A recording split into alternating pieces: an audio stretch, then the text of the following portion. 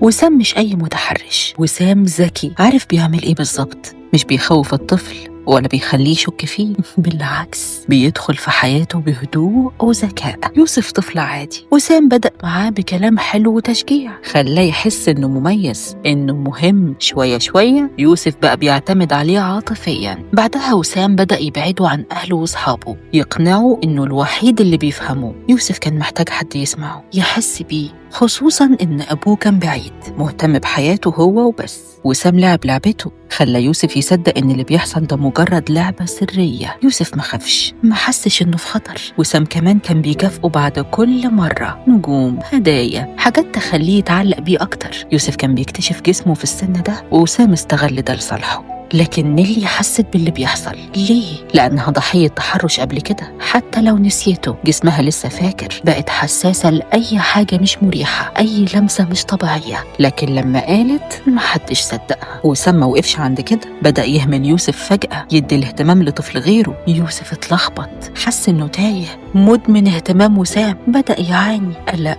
توتر، اكتئاب. وسام كان بيعمل كده عشان لما يرجع تاني يوسف يكون أضعف، يكون مستعد ويخضع ليه أكتر. والحيلة دي مش بس المتحرشين بيستخدموها، في ناس كتير في العلاقات بتعمل كده، يغرقوا اللي قدامهم حب واهتمام وبعدين ينسحبوا فجأة. يوسف لما بدأ يروح لدكتور نفسي ويفهم اللي بيحصل، شاف وسام على حقيقته لأول مرة، عرف إنه خطر. وفي الليلة دي من الخوف عمل حمام على نفسه. أولادنا مش بعيد أبدا عن حالة يوسف، بالذات وإحنا مشغولين ليل نهار عشان نجمع قرش من هنا ومن هناك، ونسينا اللي احنا عايشين عشانهم. مهم جدا نكون أصدقاء لأولادنا ونعرف كل صغيرة وكبيرة عنهم. فهم ابنك وبنتك من صغرهم إن جسمهم خط أحمر، ممنوع اللمس أو الاقتراب ليه.